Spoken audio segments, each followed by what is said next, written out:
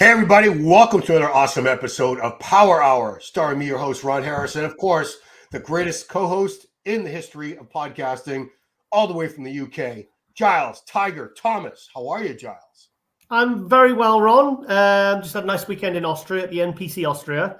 It's funny because the guy was, I agreed to it last year, and he said, "Oh, I'd love to get you for live stream because I need to start doing live stream. I've been told by the NPC, and everyone's doing it." Yep. And he said, and he kind of made out like it was just like a tiny little regional. I got there, and it was like a regional and 7 pro cards. So it was a pro qualifier. It was 2 shows in one, from 9 in the morning till 9 at night. I was by myself on the live stream. 12 hours with obviously a couple of breaks by myself, basically just talking into a headset. Yeah. And I got into the venue and I was like, oh shit, this is a massive show. It had like 360 competitors. Wow. So, I mean, the region I struggled and I was like, I feel all grumpy and stuff. And then actually took a modafinil.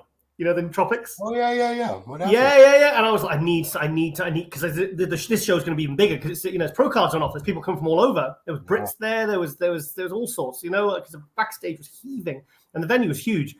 And all of a sudden, I just kind of woke up. My brain started functioning, and I was like, then I kind of really started to enjoy it. But it was good. It was it was a nice show. It was I've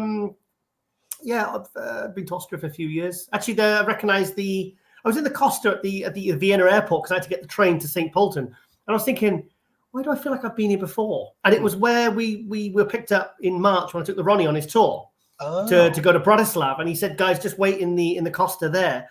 And I was, you just think, this looks familiar to me. And then I stood out and then I kind of got the perspective. I was like, I was here in March. Oh. So, it was good. It was a tiring trip, very early flight on the way back. I had 1 hour's sleep.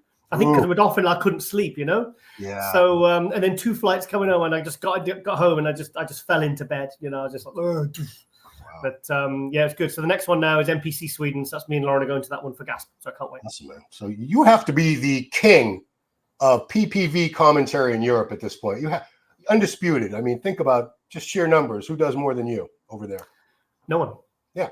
You're the man, Giles. You're the man. Yeah, I'm getting. I think the main one that got me so many bookings was when I was working for Jake and Alina at the Romania show. Me and Lauren, and I think the judges and all the officials, because the judges are the officials for other countries are like say Ildiko from Hungary. They're also judges, so they're always at these other shows supporting and judging and stuff. And then they basically that's when they start approaching me. I think, if he's working for Jake, he must be good. Yeah. So I picked up several countries from that. So, but I think I've got it worked out nicely now, and I don't like to do too many back to back. I mean, I probably wouldn't do 2 in. Like I turned Spain down a couple of years ago because it was I was after my heart surgery and everything. It would have been 3 in 3 weeks. So and I took them. The middle one was Spain, so I said no, I can't do that one. I said 2 in. I can do one every 2 weeks at the maximum. That's pro shows as well. So, but the amateur shows, I mean, God, they go on for like 12, sometimes longer. I mean, the Polish show apparently. I heard that one of the Polish shows had something like 800 entries. Ooh. And the show didn't finish till 4 a.m. Wow. 4 a.m. I'd just be gone. I'd be done. I'd be like, sorry, guys, I literally can't physically function on a live show. And see, this is why you need more than one person. Because when I did in Sweden, there was me, Minna Pagelati, and Ashkan Agili. There's 3 of us. And then sometimes they brought on like a branch and whatever. Sometimes they rotate them. So that worked really well because even if it's a 10, 12, 14-hour day, you can just put the headphones down and go, guys, I'm just going to grab some. I'm going to go out get some air, get an hour, half an hour, and just do that frequently, and it keeps the energy up. So I've learned a lot by doing these in the last couple of years, but I do enjoy them. But I don't like doing them by myself though. I've got to be honest. If it's just by myself, I'm probably going to turn them down now. We were all up in arms when the Olympia a couple of years ago ended at, I think it was 1 a.m, maybe a little past 1 a.m. But this was 4 a.m. This thing. I heard, and then there was like can you imagine the poor competitors though? Imagine trying to time that. Can you imagine trying to time that, and then you're like you're backstage, you're like you're not on stage for another at least 2 hours, and it ends up being 4 hours. Or I mean, that's what happens when you have a show. Maybe they didn't know how many numbers they were going to get, and then it's like a kind of a victim of their own success. And then, like 800 entrants, with crossovers and everything, turns up and you think, shit, we only really maybe expected like 400 at the most or 500. So how do you can't book a venue for the next day and kind of spread it over to the next day. It's just that's not how it works. So sometimes, these shows can grow so fast. Like this Austria show, I think it was something like double the size of the year before, So that's pretty. So the venue was good as well. Nice venue and nice trophies and stuff like that. So it was Yeah, it was really, really good. Really enjoyed it. We have several topics, but let's get into the first one. Unbelievably, I never thought it would happen. You and Nick Walker, it wasn't a feud. It wasn't a beef. It wasn't anything of that level, of course. No. But, you didn't care for the physique. You've said many times, this is when he took third at the Olympia in 2022, by the way. But I felt that was colored by a little personal bias because you'd had an interview with him a couple years back and things didn't go that well. And you really hadn't, it sort of left a sour taste in your mouth. But he reached out to you privately on social media, and you guys have sort of kissed and made up, so to speak. Can you tell me what happened? Yeah, it's funny because I actually wrote a comment. Someone was saying, "Oh, Nick's not going to be top 5 or top 6 or whatever." It was on Instagram, and I said, "Guys, he's going to be top 5, and I can't." And I actually, as I wrote it, I actually did think, Giles, you shouldn't be writing this. This is not professional. And I actually said, "And I can't stand him." So that's what I said, and I think that's what I think he saw that comment and just thought, "What?" So anyway, he reached out to me and he said, "Giles, look, I just wanted to reach out because I'm kind of getting this impression, or I've heard, I can't remember what the exact words were, where that we've got some issues, or that." He said, "First, if there is," he said, "if I've ever done anything to upset you or offend you," he said, I apologize, and I'm just sorry, bro." He says, I said, "I have no memory of us falling out or any conflict." And I saw it and I just thought, fair enough. I thought, fair play. I thought, you know what? If he'd have read that comment that I wrote, he could have been justified coming at me pretty hard. So I actually wouldn't have blamed him, because It was a bit like, shit, that's not nice. That's not cool writing something like that on social media. And you're like, you're trying to promote yourself and position yourself as like a professional in the industry. But it was quite hurtful for him, actually. Yeah. So I just went, mate, I said, look, I wrote a comment recently. I said, and I apologize for that. I said, and I appreciate you reaching out. I said, it was just, there was an interview you gave me a few years ago. And I said, I kind of get that you were probably just in that killer mode. You were looking to make your pro debut and you were just like, fierce, you're a fierce competitor. I said, but I really do appreciate you reaching out. I said, and I apologize as well, but thank you for sending the message. And he messaged back and forth and everything. And I said, look, at the end of the day, I said, a few months ago, I said, I was called an Andrew Jack hater. And now, look, I'm doing a tour with him. I said, you can read into that as much as you want. You know what I mean? About how much I'm much of a hater. So, and he just said, he was lol and stuff like that. And I said, look, and I'm doing a tour with him. I said, in fact, once I get these tours out of the way for 2024, I said, maybe let's have a chat in the new year about me, doing a tour with you and stuff. So he's like, yeah, count me in, bro. Yeah, let's do it. So the long story short, we're cool. But I really respected him actually reaching out like that, because I could have just ignored it and I would have looked like a bit of a dick, to be honest. So I just thought there's nothing I could have said other than what I said that would have, that kind of would have been cool, So I'm glad he reached out to me and stuff, and I wished him luck for the Olympia. And that was it really. But it was a bit of a shock. And I saw it and I went, Nick Walker's messaged me. I thought, oh shit. And then obviously read the message and that was that. Wow. So has your opinion of his physique changed at all? I don't particularly like that style of physique. I think but he's a freak. He's a beast. I mean, look, I never let my personal opinions affect my judgments of their physique. If someone says to me, his physique he's a freak. He's like I said on the thing. I said, look, someone was saying he's going to be top 5 limit. I said, guys, he's going to be top 5, and I can't stand him. So I wasn't even letting my opinion of him color my opinion of his physique, because I just think that's really unprofessional, and it looks bad, Yeah. So, So I mean, I've got him. I think I've got him 4th or I think 5th. I've got Samson and Andrew Jack in 3rd or 4th. But I think that 3rd spot. I was talking to AJ about this today. I said we both think the 3rd spot is gonna. Well, I did anyway. Is between Samson, Andrew, and Nick. I think that's what they're fighting for. But I think, of course he's going to be top 5. But So I wished him luck, and I meant it genuinely. You realize in that scenario, Brandon Curry doesn't make top 5. I know. I mean, somebody's not going to make top 5 this year that should be in the top 5, because there's. I know. It's going to be brutal this year. I'm telling you, mate. I mean, I've got 6th. I've never been the biggest Hunter fan, but I've recognized the improvements he's making. I'm thinking 6 is going to be between Brandon, Hunter, Rafael Brandao, and Brandon. Did I say Brandon? I don't know, but. Hunter, Brandon, Raphael, and Bonac. I think they're going to be fighting for 6th. And I know Hadi and Derek, I think, are going to be 1 and 2. I literally keep changing my mind every single week. Yeah. Sometimes twice a week, sometimes twice a day, and then and then I think Samson and Andrew will be fighting for 3rd and 4th, and then I think 5th will be Nick. I think he'll fall there, and I think 6th is going to be a battle between Bonac, Hunter, Brandon, and Raphael. Yeah, we'll be talking a lot more about the Olympia, but last night I was on Olympia TV, Tarek El Gundy's show, and was it last night? Was it last night? It was last night, and he pressed. Oh, I thought it was at the very end. He put us all on the spot. Who's going to win the Olympia? He asked Chickarillo, Bob Chick, John Hansen, myself, and Shawn Ray, and I was with you. I said, I think Hadi's going to get his title back. I think he's raging on a mission to get that title back. He felt it was taken from him last year. He's looking crazy right now. Insane, these updates we've been seeing. Yes. I don't know who's beating that. Yes, but yes, but you know, I've been on the Hadi train for months. Yeah. He's doing that again, mate. Did you see? There was an update that the Olympia reposted, and I kind of got really triggered by it because I hate the side delt thing.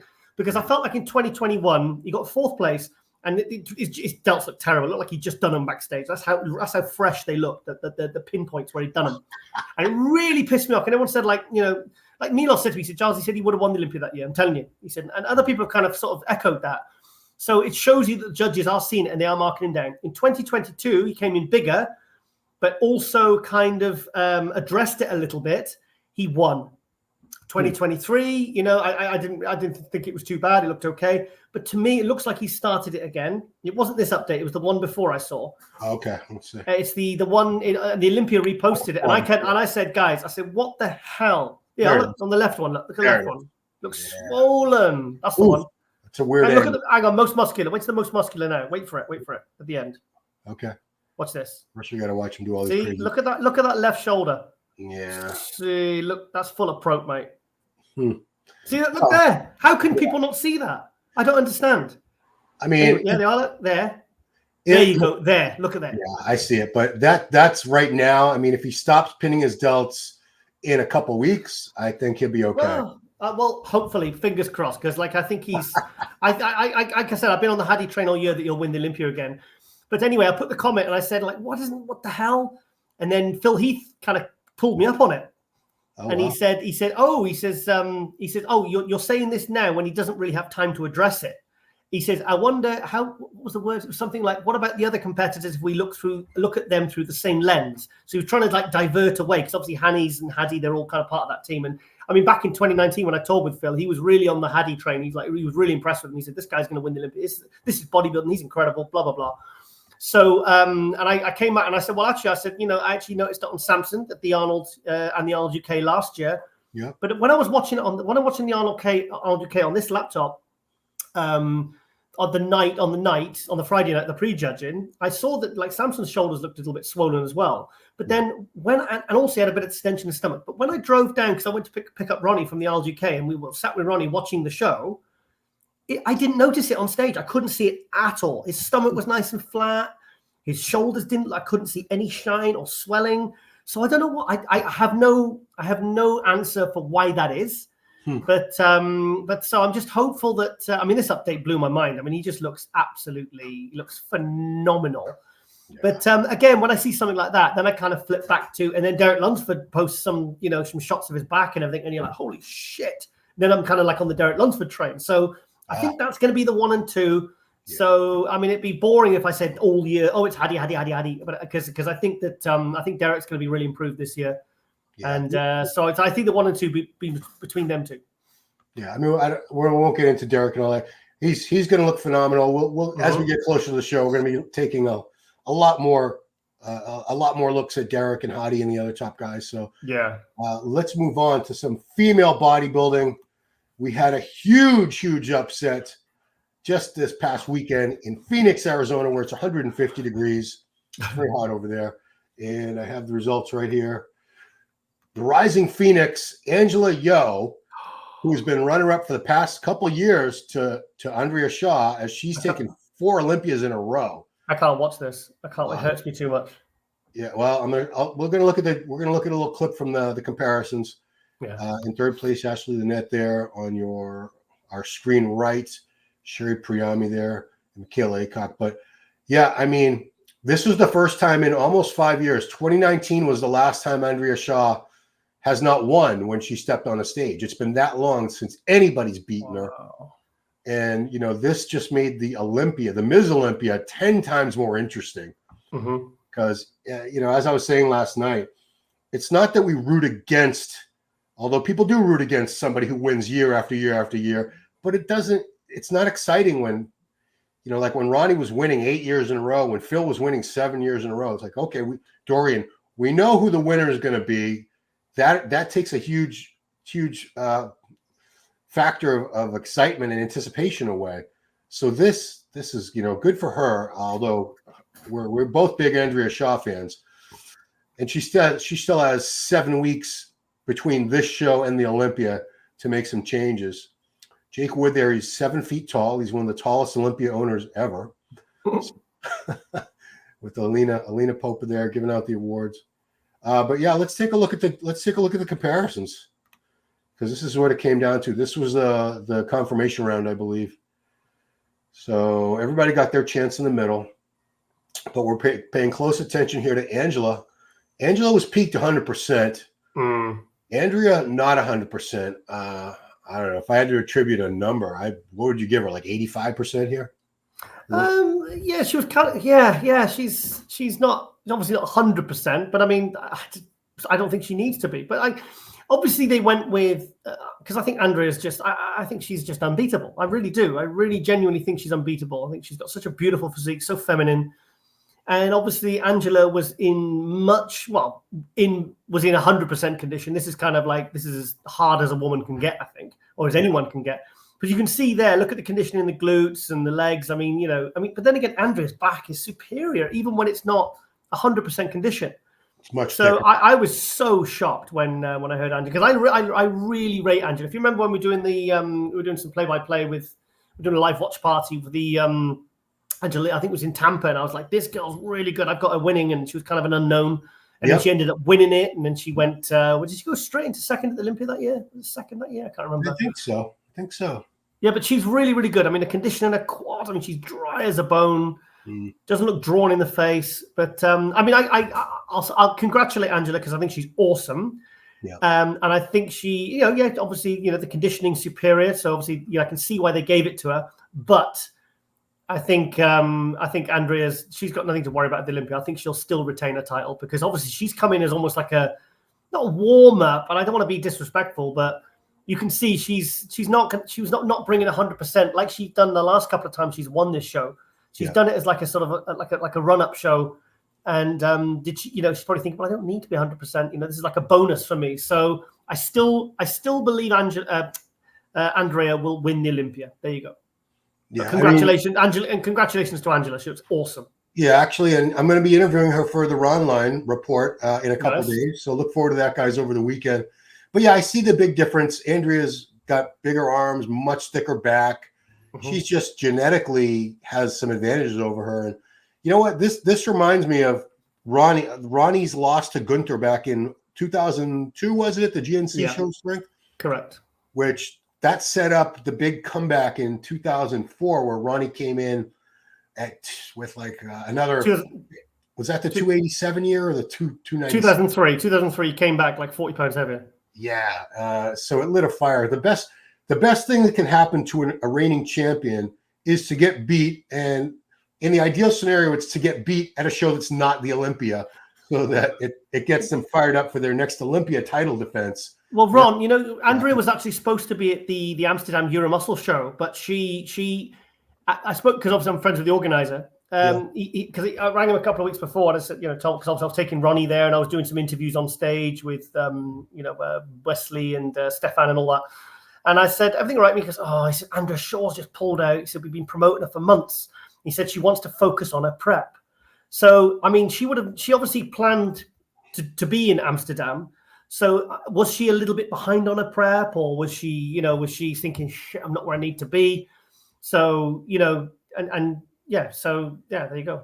I mean, it could, we don't know if that's the case, or I haven't talked to her. Maybe she was sick. Maybe, you never know. I mean, these are human beings. Things happen. Maybe she had some kind of injury. We have no idea what. I don't see her intentionally showing up at less than 100%. even though it was, somebody like at that level typically can show up at 90% and still beat everybody. It's like Andrew Jack, like Andrew at the Texas. Andrew wasn't 100% there. He didn't need to be. Yeah, but hang on. We're trying to say that dry, shredded like Angela is how female bodybuilders should be. Maybe Andrea's saying this is how I think the conditioning of a female bodybuilder should be, because they're saying that they don't want granite, dry, hard striations even from female bodybuilders. That's kind of why they dropped it from the Olympia in 2013, 2014. Yeah, like maybe that is the ideal conditioning. Because there's an argument for saying, well, hang on a minute. Yes, Angela's harder, but does that necessarily mean she's better than Andrea? Because you can argue that. It's like, okay, are we just going back to the old, why female bodybuilding was kind of died out and kind of lost its appeals because the girls got too hard. Like, I think 2017, 2018, the women's physique was crazy with conditioning. I mean, it was even at these pro shows, not the Olympia or the Arnold Classic. There was girls, there was ladies there like making top. If you didn't have shredded glutes, you weren't making top 6. Yeah. I mean, I don't think she's trying to rewrite the parameters herself or change the standards. She's going by, you can't just show up and decide, well, I'm going to go back to what they wanted for the ideals of female bodybuilding. Because 9 times out of 10, it backfires on a woman in various divisions when they decide they're going to come in a little softer. They end up losing to someone who's a lot harder. Yeah, we've seen that happen many times. So I don't think that was the case. She was behind either not intentionally, but either for some factors. Maybe I'm gonna have to get her. I might have to find out. Well, tell me where, apart from let's put conditioning aside. Yeah. Where does Angela beat Andrea? Tell me one area. Let's go back to that. I like the shape of her quads a little bit better. They're not as big.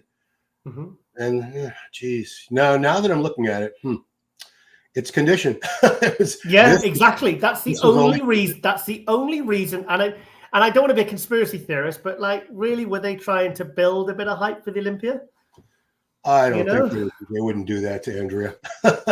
Okay, well, the thing is though, I don't know whether I want to see a totally dry, shredded to the bone version of Andrea. Maybe Andrea just will come in 4-5% sharper, and Angela will still be harder. And what does that mean? I don't. Let's take a look. It's a slippery slope. It's a slippery slope. I think if you're just judging purely on conditioning, because I can't see where else Angela beat Andrea. I mean, Andrea's physique, symmetry, proportions, aesthetics, femininity. It's second to none. Yeah, I mean, and again, she's got 7 weeks between the shows to fix anything that needs to be fixed. You could do a prep in 7 weeks. I've done one in 5. I got ready for a show once. I was doing a 12-week prep, and after 5 weeks, I decided I was ready, and I went and got second at a show in Wales. Wow! And because I literally got out of bed, I was like, "Fuck, I'm shredded." That was 5.5 weeks from scratch. So, and she ain't going fat or anything, or, way out of shape in the off season. Right. So, again, I think it makes the show a lot more exciting. And it's, good for Angela. And we keep mixing up Angela and Andrea. This is Angela. Good for her to say, I did beat Andrea Shaw. If for some reason she never beats her on the Olympia stage, which could happen. We've seen guys like Shawn Ray was never able to beat Dorian Yates or Ronnie Coleman and other guys, even though they were fantastic athletes and in any other scenario would have been an Olympia champion. If that never happened, she can at least say, I beat her here. She picked up $50,000, not a bad payday. Nice. So how do we remember Gunter? I mean, what if you ask most bodybuilding fans, how would you instantly, what's the first thing that pops into your mind when you think about Gunter Schlecker? That's the guy that beat Ronnie Coleman. I mean, he never got higher than 5th at the Olympia. Yeah. But, he can say, I beat Ronnie at the Olympia. I beat Ronnie Coleman, 8-time Mr. Olympia, whilst he was Mr. Olympia. Right. So that's so Angela's got that in a repertoire now. She can say, well, I beat somebody who we all thought was completely unbeatable. And it's not like Andrea came in sort of like she's on the slide and her physique's starting to fall apart. It's not. She still looks, she still looks incredible. So Andrea's goal is she wants to win 10 Olympia titles. I'm sorry, 11. No, 11. She wants to beat Iris. 11. She wants 11. So she's got 7 more wins to go to accomplish that. Wow. My God. Isn't she she just turned 40 now? I believe so. Yeah. Well, the thing is that female bodybuilders, they don't seem to get worse as they age. They seem to maintain. I remember Betty Pariso and all these other Diana Cadot, and they were competing well and actually improving well into their 40s and into their 50s. Some of them. Irene Anderson, isn't she like in her mid 50s? Yeah, I believe so. I mean, yeah, a lot of them. Half the Ms. Olympia lineup is over 40. I would exactly. I don't know why. I don't know whether it's the way how they train or prep or whatever, but they seem to have more longevity than the guys. I have a theory about that. If you want to hear it, I believe from talking to them, most of them get into bodybuilding at a later age than men do. Right. Okay. Or they start in other divisions maybe and then take years to sort of cross over. I mean, Andrea Shaw started off competing in figure. That's a true story. That's good. Yeah, true. Good point. Do you know what? Actually, I've got to give credit to AJ. He was one of the first ones. He was the first one. You remember in the first season of Global back in 2018, 2019, He brought her up in our shout-outs and he said, this girl's going to be really, really good. Wow. And I was like, yeah, she looks pretty good. Miss Pretty Muscle, we knew her as that. And he's like, yeah, watch her. She's gonna rise. And she did. AJ's certainly one of the best supporters of women's bodybuilding in the industry right now. Yeah. We have a final topic that came up because there was an Instagram page called Who is the Best Bodybuilder, who had a post that Shawn Ray was flawless, and they were of the opinion that he would beat Keone Pearson if they were both competing now, Shawn in his prime versus, obviously, Keone's in his prime now, and he would be the 212 champion. We used to say all the time when the 202 and 212 division was in its earlier years, we'd say, if Shawn Ray was competing in this division, if this division had been around back then, he would have destroyed everybody. And maybe he would have, because back then, who did we really have? We had Lee Priest. Momo was around. Momo Benaziza for a while. Labrada. They would have all been 212 or under, or Terry Pastel. It would have been a tough class. Ben Fato. But I still think Shawn probably would, because he beat all those guys consistently. Oh, easy. So, and we always think with our jaded lens of nostalgia that the 90s was the best era and those guys were all superior, which is not true. So they made that argument. So I decided let's me and Giles have a look at it shot for shot, because Ron, this is an easy one, mate. Very easy. So let's take a look at Shawn versus Keone. Front double bicep. First impressions I have, Keone's got a wider frame. He's more muscle. Hang on, Ron. Hang on. Yeah. Hang on, mate. Hang on. You've got this is not even the Olympia version. This is not the Olympia winning version of Keone, is it? I'm not sure what year this is. Somebody's going to scream at me. That's not when he won. I think this is when he didn't. Was it when he got 14th or like 6th? Was it that year? Because that doesn't look like to me was. So I try and see the number on the back at the Olympia. Can you see it? It's too bright, isn't it? Yeah, I'll find the Who is the Best Bodybuilder version. Yeah, and I'll let you talk, and then you just come to me when you want to get my opinion, mate. No, you keep talking. Okay. Well, I saw this post and I was like, I just laughed because, I started following the sport in 1990. My first favorite was Shawn Ray. That was Kevin Navarone. That was Dorian and Ronnie and all those guys. But let's just take the 1994 Olympia when Shawn was second. Mike Cox was there. He reckons he should have been first. Should have beat Dorian. Yeah. Now, so tell me, even with the Olympia 212 Olympia winning version of Keone, would he have even made top 10 at the 1994 Olympia? I don't know. Would Keone have made top 10 at the 94 Olympia? Yeah. Yeah, I think he would have. I don't. No? I don't. No, I don't. He was 10th. Well, you had a guy he's got a comparable physique to say like John Sherman. He was top 15 because I remember seeing his posing routine. So say there's a guy like John Sherman who got like 13th or 14th or whatever he was. Put him next to Keone. Keone's not better than him. Okay. I just think we've sometimes forgotten how good the guys were in the 90s. If you want to compare the 212 guys of today. Yeah. I actually, God, I'm going to be called a Keone hater now, and I'm really not. I actually had Clarida winning last year. Oh, I did too, and that's nothing against Keone. It's just I thought he was a harder. He had just more, I like Hottie's. I love the fact that Hottie's got all that detail, and you can see every muscle fiber. It reminds me of like Phil Heath and Dorian and guys like that. And when I see softer areas on a physique winning the Olympia, I'm like, ugh. Yeah, Olympia shouldn't have any. Everything should be detailed and clearly separated and all striations. All right, I found the Instagram post. So I believe this is the Olympia versions. I mean, yeah, I just think that's 92. I mean, Shawn was very consistent. He looked good in all the Olympias. Yeah. Apart from 91 when he kind of blew his condition. It was fifth. It wasn't quite as hard. But 92, 93, 94, 95, 96, God, 97, 98, 92. I mean, 2000, maybe not 2001. That was his final year. The sweep was starting to go on his legs. But all those years, he was very, very consistent. He was never out of the top 5. And I no disrespect to Keone. I think he's absolutely fantastic. But they brought the 212 in for a reason.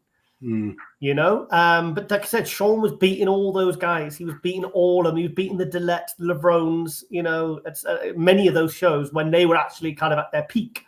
True. So like I said, I think 1994. If you could put Keone in that lineup, I'm not sure he would even make top 10.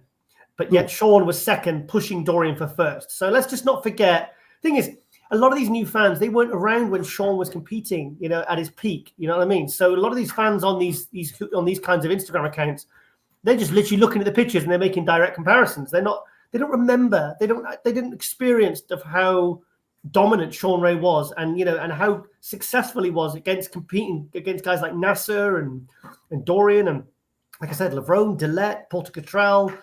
You know, these absolute giants of the industry, and he was always beating them at every show or most shows. And I'm not sure that I could say the same about Keone. I mean, I'm probably going to get some shit from the Keone fans, and I make no apologies for that. But I just think Shawn is in a category of his own. Maybe Keone could get there in another year or two, because I still think he's actually quite early on in his career. Yeah, you know, he's only only feels like yesterday where he was competing as a natural at the New York Pro, you know, and doing the classic, and then his physique just went. Do you know what I mean? He went 14th, 6th, and then won the Olympia. Right. I don't think, whereas Shawn is kind of in those 90s and those early 2000s. Well, certainly the 90s, Shawn was at his peak. I don't think Keone's at his peak yet, so maybe a better comparison when maybe another year or two. Right. I mean, so just to look at these pictures and who's beating who in some shots. The one thing that Shawn has over him is muscle quality and detail. I don't see a ton of that. Keone's got a much more gifted structure, got a naturally wider shoulder to waist ratio, better V taper just naturally. Yeah. But muscle detail, that's actually a good shot to compare them in. I give Keone the hams on that one. I like the overall shape on Keone is better, but that's what are you gonna do about that? Tell me this: do you think Shawn was all the way into the lat spread when they took this picture? Not quite. It's coming in from. I think it's quite a steep angle, isn't it? Yeah, because I don't remember his lat spread being that bad. I mean, he looks really narrow and hunched. Yeah. But but Shawn was just he's just another level for the size of him. You know, he was, and per square inch. I mean, he wasn't small. Shawn was not small, but he would look at the detail and the hands and the calves. He had everything. I mean, Shawn was my first. I would say Shawn Ray was my first big favorite in bodybuilding. I remember going to see him when I was 15 years old at a seminar in London at Ian Dow's gym afterwards, and just getting to hang out with him and stuff. It was like a dream come true. You know.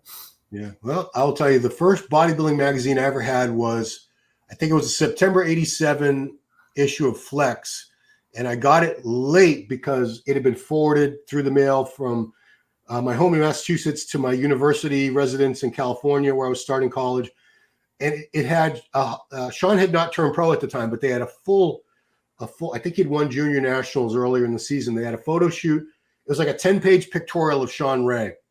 In that issue, I cut out every single picture and taped it up to the wall of my dorm room, my apartment there, and I thought he looked like perfection. And I was a huge Shawn Ray fan.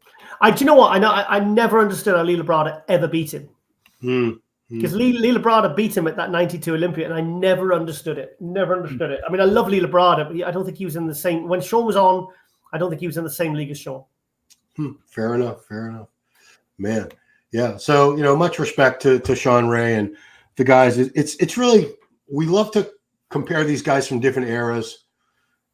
Things have changed, and it's not really the same as comparing apples to apples and oranges. So things have moved on, and different things are valued. There's prioritized. There's eras where mass was more of a priority, eras where condition was more of a priority and judged more highly. So you can't really do those. But do you remember? I mean, the early 90s, guys like, Lee Labrada and Shawn Ray could go and do really, really well. And then when Dorian came along in 93, the kind of rule book changed. And then I remember in 1995, Arnold Classic, when Lee Labrada got 5th, and then he retired after that because he could see where it was heading. He was like, okay, the guys are getting bigger and bigger and bigger. And I don't really want to do that to my physique. I don't think my physique would suit that. And that's why he decided to bow out, and they set up Labrada Nutrition, and but he was kind of done with it. Do you know what I mean? Because he could see where it was heading, and then that carried on into the Ronnie era, and of course then that just went to another level again, and then that was why the 202 came along in 2008, because there was a need for these shorter guys were going to these big shows. You had guys like Lee Priest and Dave Henry, and some of these like Hidetada would go and make top 10 at Olympia. Ronnie Raquel was quite big; he's about 225. Yeah. But a lot of these guys who would have been 212s or 202s, they were getting smoked at the Olympia. They weren't even getting a comparison because it was just there was the criteria was turning more towards about size. So that was why they brought in the 202, and that's why the Classic was brought in to kind of, to wind it back 30 years, because they wanted the kind of the 88 Berry DeMay type physique, that's kind of what we got with Chris Bumstead. True. But every time something's kind of got to a point of like, okay, past the point of no return, it creates a need for something else to be created. It's like the guys now, like Lee Haney was retired at age 31 with 8 Olympias. Now you've got pros who aren't even sort of hitting their stride till they're 40 plus. So then it creates a need for the Masters competitive, the shows, the Masters Olympia and stuff like that. So it's like you can see that why there becomes a need for every single division that, years ago we just had, what was it, at the Arnold Classic, it was fitness and bodybuilding and male bodybuilding. There's nothing. And now we've got all these divisions, and who knows what else is coming down the track.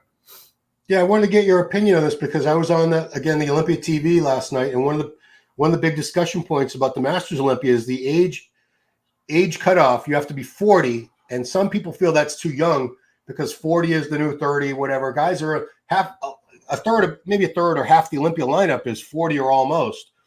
And we have guys, that are eligible to, Brandon Curry's over 40, Sean Clarita's over 40. A lot of these guys who are still very, very much at the top of their game in the open shows could do the Masters Olympia. And my argument was, if you made it 50 plus as the minimum age for the Masters Olympia, and you give me your take on this, I think we'd see a massive drop off in both interest and quality. Yeah, because 50 is a 50-year-old bodybuilder body is not the same as it was when it was 40. Mm-hmm. A lot of these guys, by the time they're in their 50s, they've started to lose body parts like their legs often. You see muscle tears, you have loose skin, wrinkles, things like that. And when you have the Olympia name affixed to something like that, it still carries that prestige. You want to see the best people up there. I have no problem with a Kamala Garni being up there, or Max Charles.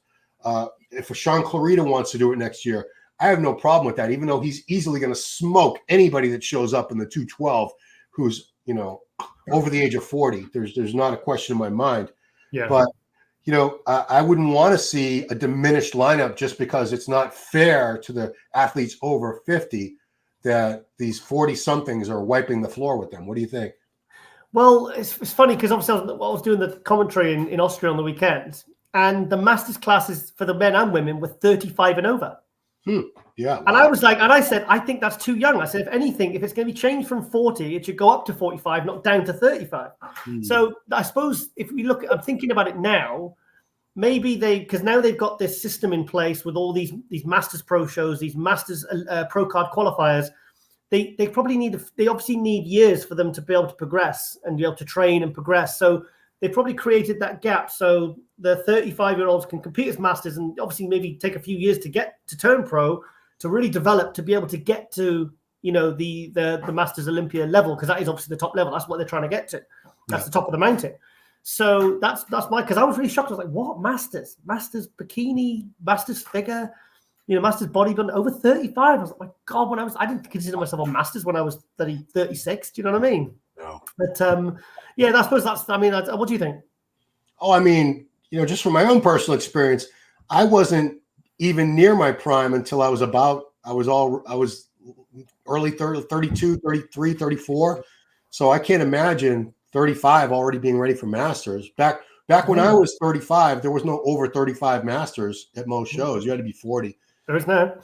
People have gotten older and older. So the lineups have got, like, teenage classes used to be packed. When I was trying to compete, there would be 20, 30 young men in a teenage division. Now, most times there's nobody or one or two. But hang on.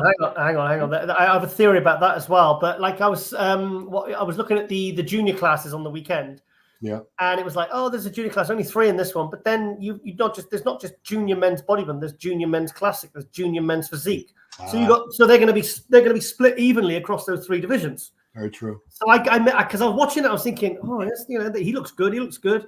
But then then you see, obviously because it's amateur, they can do different categories. Then you see, one of the guy coming out in board shorts, and then he's coming out in classic trunks, and then he's coming out in bodybuilding trunks.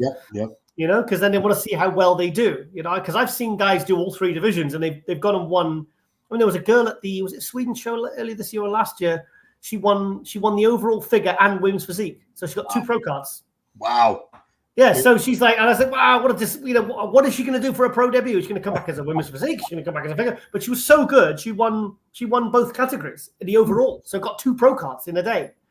Yeah, I've seen that. With the guys, sometimes you'll see them in board shorts, like, it looks all right, and they come out in trunks, and they're like, wow, and then you see the name, and you go back on the sheets, and you think, that's the same guy I saw on Stat. I didn't even notice him before, because some physiques are more suited, to different classes. Oh, I've seen that all the time. I see people doing multiple divisions now. I have seen shows where one guy did money as well. Money. Oh, I mean, I've seen guys do men's physique, classic physique, and bodybuilding. They've tried all 3. They're just trophy hunting. They're trying to find. I've seen it. I've seen it a few times. Yeah. I mean, sometimes you're like, oh, it comes so and so again. And like I always say, more stage experience you can get, the more that you know what category suits your physique best at that point in time is because at the end of the day, if you go and get first in one, then you go do men's physique, and they go, not really men's physique, he's 7th place. Then you know exactly what you're going to do for your next show, aren't you? You're not going to go do men's physique, you're going to go do bodybuilding, right? Or classic, or whatever. We didn't clear this as a discussion point, but you have another tour lined up before your surgery. Is it okay to talk about that tour yet? That athlete? No, probably not. Well, okay, so no more. You don't want to talk about any tours right now, right? I'll talk about what we're doing. Ronnie's pretty much 70% there. Okay. And I've got Andrew jacked. I don't know how many bookings I've got at the moment. I want to get 6, and we're going to do it just in the UK. And I think we're going to do it at the end of October. So only 2 weeks after the Olympia. So he's going to be a big draw, especially if I feed him up, and because he'll just expand on the tour, and he'll be training in the gym, freaking everyone out, because he's not going to put any body fat on there. He's just going to look freaky as hell. Wow. So, but Ronnie, I got should I say? Well, Ronnie last night, because I want to get into the Romania show. Yeah. Oh, should I say? No, I want to let them announce it. Oh shit! You usually don't announce things until like contracts are signed, right? Yeah. Let's just leave it at that. Well, let's just say he might be making some very special appearances at maybe a couple of events. So, like I did the last one, the one we did in last month. God, feels ages ago now. That Ronnie tour feels like a lifetime ago. It was only like last month. I mean, but you know what? Like I was telling you about the other thing I might have going on, potentially, which the meeting I had last week. We can't talk about it right now until that's. Oh no, I wasn't going to talk about that. But the good thing about that is it's going to prevent, because these tours. This is me in my absolute element. This is me like touring with Wesley and Ronnie, and you go into multiple countries and expos and shows. It's like I'm getting shivers just talking about it. It's like the most. It's like, for what we do and what we've done for decades, it's like the ultimate thing to do, like out there, and you just. The experiences you have with these, especially Ronnie, who's a legit superstar. I mean, this guy he said in the podcast last week in Brazil, he said, I'm more popular now than when I was Mr. Olympia. He's not said anything personally, but I figured it out in my head. I bet you he's making more money now than when he was Mr. Olympia. There you go. Well, think about it. I mean, most of the time he was winning Olympia, internet was really still its early stages. There was no social media. That's $100K for winning the Olympia. Yeah, but he said to me, Ron, he said in March when he was at the Arnold UK, and with that tour, he said, Giles, this has been my best month ever. And I went, wow, what? I said, what do you mean ever? And he went, no, ever. Wow. Because obviously he's got his supplement company and all his other things. He's got all these, the Young LA and all these other things. He's there, the Cameo thing. Which he does very well with, trust me. Wow. And I was just like, and I was trying to add it up in my head. I was thinking, shit, like Like, and he's so grateful the fact that he can, at this point in his life and his career, past his career, he's so grateful the fact that social media and all these different. Because he said, I told you this before. He said he was. This was a few months ago. He said he was out somewhere, and then somebody in the supermarket or something said, "Oh, look, there's the TikTok guy." This because that's how because they're social media team, and the people that put they're so consistent with all the platforms, and they're so good with it. And he's on. I mean, they partnered up with YouTube. Was that 2 or 3 years ago? That was. Wow. And that really, then you think they really help you. The algorithms and stuff, they push you up to another level. And you just go through the stratosphere. I don't know how it works, but because he told me what he makes from the YouTube and all these different. Obviously, I won't never say, but it's like I was thinking, fuck, he's doing better now because of things like social media and YouTube and all these different appearances and tours and TV appearances and stuff like that. I mean, like he's. I bet when he was Mr. Olympia, he didn't get many people come up to him in an airport in a random country, unless they just thought, God, who's that big guy? And unless he was in a t-shirt, if he was in baggy tracksuit or something, they'd probably just be like, who's that big guy? Like a big wrestler or something. Now people are like, holy shit, that's Ronnie Coleman. I mean, we did 6 countries. I was at the airports with him. When you get in, and it's like, so I mean, the only time you don't want to do it is like it's 4 or 5 a.m. And I'll say, Ronnie, just put your hood up, mate, and just get in here as quickly as possible, please. I was like, please, I ain't got time for this. I've only had 1 coffee so far. I need about 4 or 5 before I can deal with this shit. So, because I'm kind of like his security. Most of the time you'll take pictures. But anyway, back to what I was saying about, after the Wesley tour in May, and then 2 months later after the Ronnie tour, I went from like a real high, like a personal to like I crashed, like my energy. It was like honestly, it was like being hit by like a 1-week depression, like an absolute. It was an absolute like I crashed and I'm lost. I'm completely lost. So basically, what I need is I don't want to do any more than a tour every 2 months.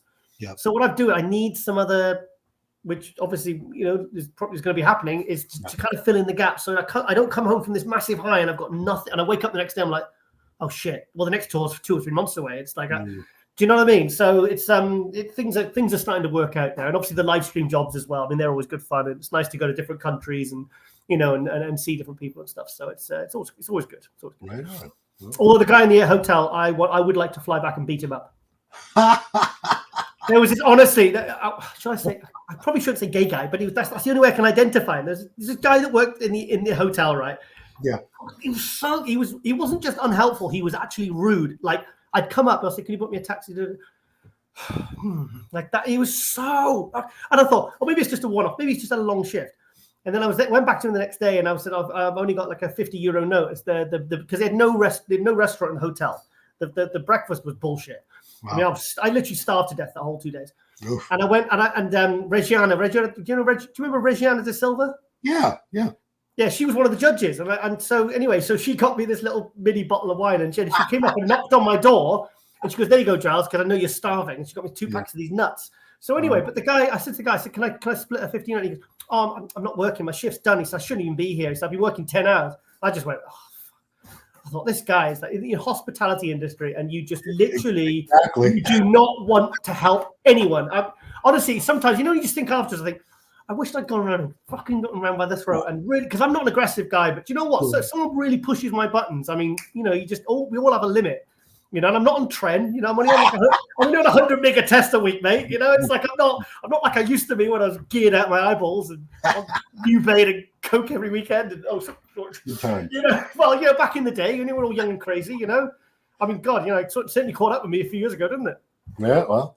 Yeah, I mean, that's the fact that you should have pulled up on your phone definition of hospitality and showed it to him. Oh yeah, do you know? The thing is though, in this scenario, you never think someone in hospitality is going to be that rude and unhelpful. Yeah. So you don't. And afterwards, you think, I should have said this. I should have done that. I should have done. Well, I mean, you could have easily gotten this person, if not fired, severely disciplined for reporting the treatment that you received. Because he was. I just thought, you're looking around, you think, is this a secret camera thing? Is there someone just, sometimes you think, am I actually genuinely being pranked? Because this guy is so rude and so unhelpful. It's like the basic stuff, anyway. But it was a good trip anyway. It was nice to go back, and really looking forward to Sweden because gas were like I actually said to Michael Johansson, can I message him regularly? Yeah. And I'm trying to get Ronnie to Sweden as well. So I speak to him fairly regularly. And I like Michael. He's a good friend, Yeah. And I said, I really do consider you. I said this on one of his posts. I said, I mean this genuinely from the bottom of my heart. I said, I see you as like the king of hospitality. And it was the king of community. That's what I said, king of community. Like the way that they look after. When you go over there, it's not just, they don't just sit you down and stick the headphones on you and that's it. Like they take you out for meals. They really look after you, and there's always events. I mean, I went over the year before, and they wanted me to stay a full week. Wow. I said, why do I need to be there for a week? He said, you and Lauren come for a week. He says, we've got activities. We're sleeping in teepees. We're off doing dirt bike racing. And it's like a full week, it's like a full tour. He said, he said, come and, I said, I can do 3 days, mate. I said, but I can't be there for a week. I said, my cats will die. So anyway, I couldn't be away from home. I had all my MD work as well, I said, and then when I saw the pictures on the thing afterwards, I was like, I wish I'd stayed a couple extra days. Yeah, you had stuff to do. You had animals that rely on you, Giles. So you're a good pet owner. Not just that, you have a bunch of amphibians and reptiles that need to be properly fed and cared for. Yeah. So you're a responsible pet owner. I appreciate that. I consider myself one, even though I've only got one pet. So that's it. That'll do it for this week. Get yourself a frog, mate. Get yourself a pet frog. No, man. Branch is my world. So I don't need. Frogs are awesome. They're so cute little things. They're lovely. But so next week we'll be talking about the Italy Pro, and I'm curious to see if anyone is in the lineup that's going to really push Hunter. I don't want Hunter to just blow the show away because that's pretty boring. I'd like to see him beat a couple really, really good competitors. So I'm curious to see who else is doing it. What's your feelings on Rubiel saying he was doing it and now he's not doing it? I saw footage. Let me see if I can find it. Once I saw this footage of him in the gym posing, I was like, there's no way he's doing Italy. If he is, he's not doing Italy. He's not doing Italy. He's not doing Italy. Yeah. Let me find that gym posing footage. Yeah, he's not doing it now, right? No. I mean, at the end of the day, like, me, I don't call me a Hunter hater, but I've always been like, I don't see what the hype is over this guy. I don't get it. I saw him in the flesh at Olympia 22, and I thought, okay, he's better in the flesh than maybe I've seen in pictures. But I'm kind of getting it now. Hunter's made some serious improvements, I think he's a top 6 guy this year. He was 4th place at the Olympia a couple of years back. Yeah, but I didn't agree with that. He shouldn't have beat Nick Walker that year. And I was a Nick Walker hater then. I just completely ruined all the goodwill anyway. But no, I love you, Nick. Yeah, I mean, we're bros now. Rubiel needs to. I'm not going to tell him how to train, but I don't think he should be doing much for quads anymore. I would just do. Look at him. Look at that. This is ridiculous. I mean, he literally can't put his legs together, can he? Like it's like he waddle. He has to waddle. That guy has to waddle. I mean, if his arms his arms are huge. If you didn't see the legs, but they don't match these legs. These legs. Ron, you got to see him in the flesh, mate. He's just he's like, it's kind of like when Ramy won that first New York Pro, and it was like, holy fuck. Do you know what I mean? This guy is impressive. And he's only got freakier and freakier. I just really hope they don't bugger around with him and just keep bringing him in soft. You've got to bring him in hard, Yeah. I mean, so otherwise you're going to see another Ramy on our hands, and he's just going to be it's going to be more miss than hit. And when he gets it together, holy shit, watch out. Like Ramy did in 2020. You know what happened there?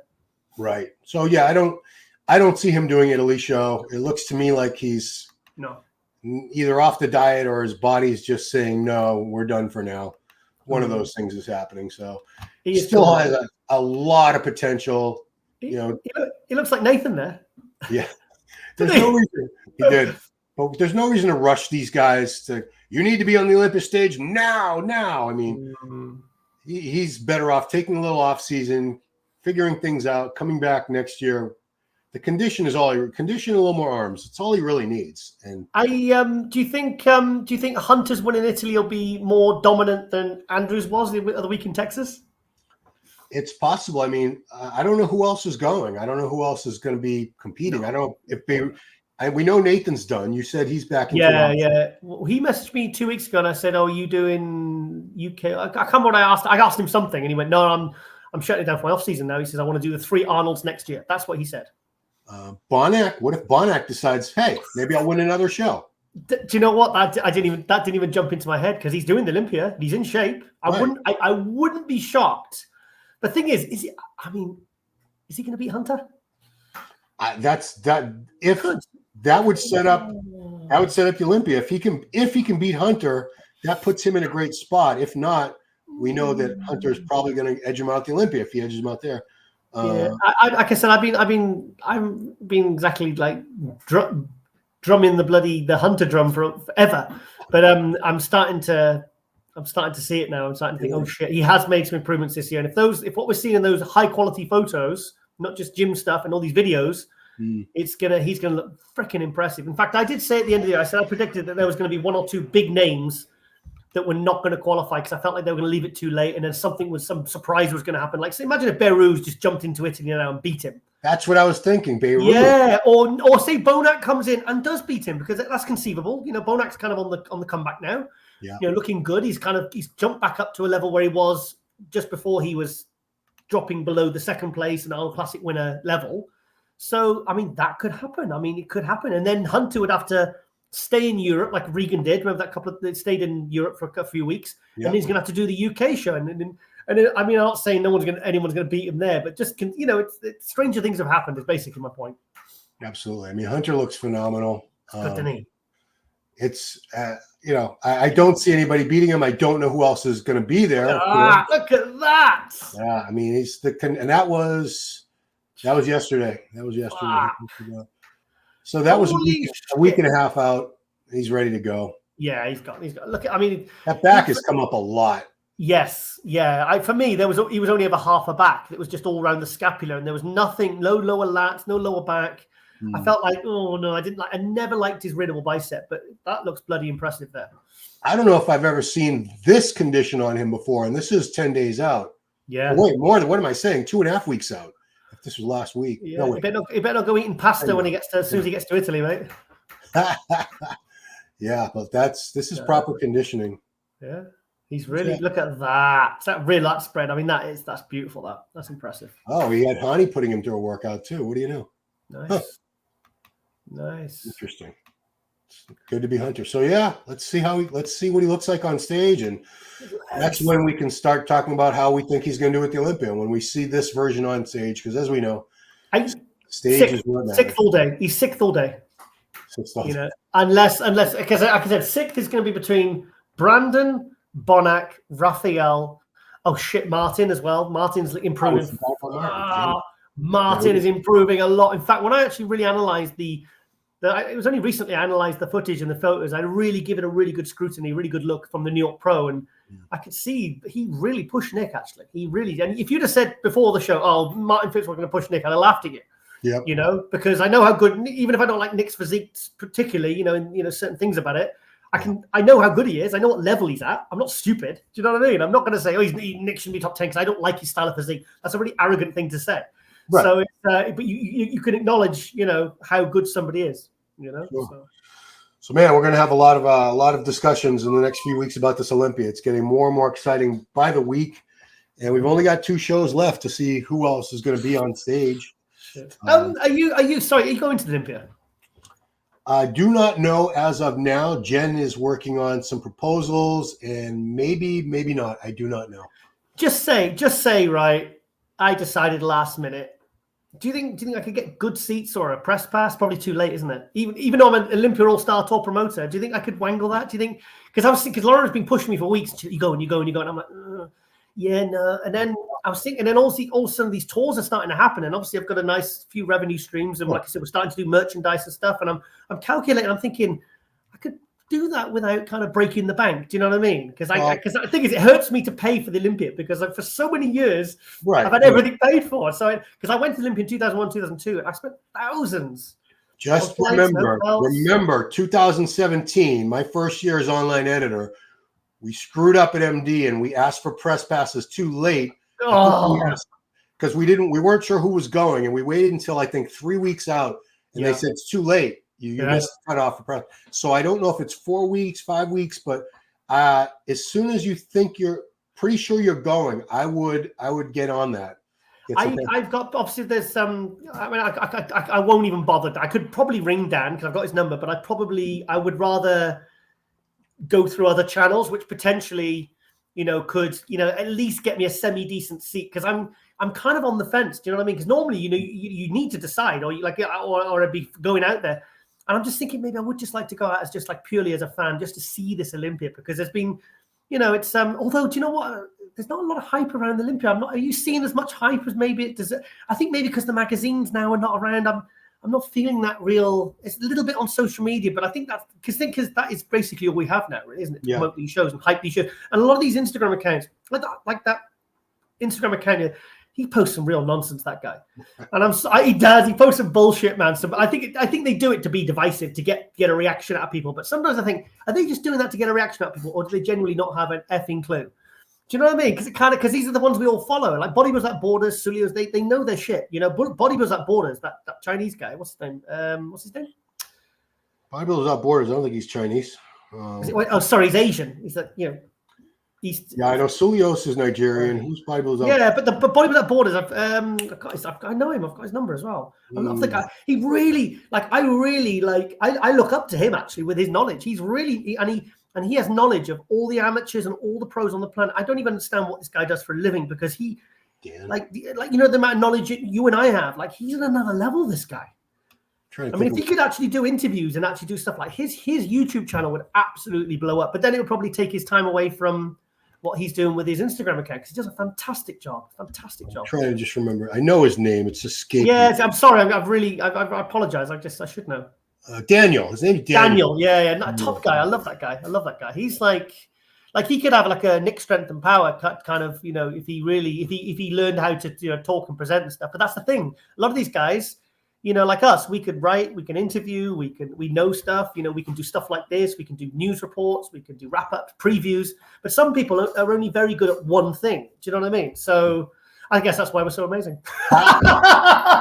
Well, if you can be so good at one thing, that's all you need to do, really. Well, yeah, exactly. Kevin Horton told me that once. I was going to one of the Grand Prix and I said, I'm going to do this, I'm going to do photos, I'm going to do reports. And he went, Charles, no. He says, MD wants you to do one job properly. You won't be impressed if you do 5 things okay.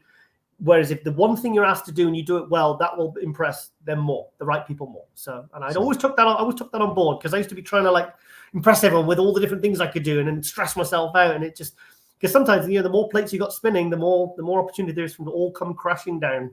Well, there's that old adage, jack of all trades, master of none. And I think that bears true. There you go.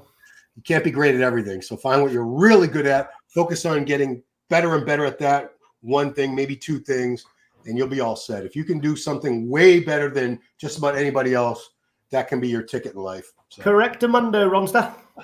All right, we've gone over the hour, and Power Hour is supposed to be 1 hour. So I want to encourage everyone to, why do I always have trouble doing this in the right order? Subscribe, like, share, ring that bell, do all that good stuff. Helps out the channel. It doesn't cost you anything. Appreciate this guy so much, Giles Tiger Thomas. I think I got your Instagram up here somewhere. Where is it? I got to hide that one. Banners. What do I do with it? Well, it's Giles _ Tiger. I don't know why. I know. Do you know, Ron? My following's still going up. Yeah, I don't know. I don't know what I'm doing wrong. My following doesn't. It's those Ronnie Toll the posts. There's the one video. The one with Andrew Jack walking under the bridge. 500,000 views so far. No, 5 million. It was like 5 million. 5.2 or 5.3 million that now, and it's on like 250,000 likes. And I think because what they do once they go up to a certain level, they put them on Facebook as well, and they just keep appearing on people's feeds. I mean, how long ago was that? 4, 5, 6 weeks ago, and I'm still averaging. Following went up yesterday by another 100. It's going up by 100 every other day. Wow. Every second or third day, it's gone up. Every few days, it goes on to 15 to this. So it's going up. So awesome. Yeah, Ronnie and Andrew. And guess who I'm doing my next 2 tours with? Ronnie and Andrew, yes. Ronnie and Andrew. Yeah. So go with the popular guys. They'll never steer you wrong. If it ain't broke, don't fix it. All right. That'll do it for this episode of Power Hour. Next week, we're going to be talking about the Italy Pro. Let's see when the list comes out. Who is going to challenge Hunter Labrada in his quest to get back on that Olympia stage? Should be interesting to see who's got the cojones to go up against Hunter. We'll see. And that's it, guys. Appreciate you all watching. We'll catch you next week right here on the Power Hour. Peace.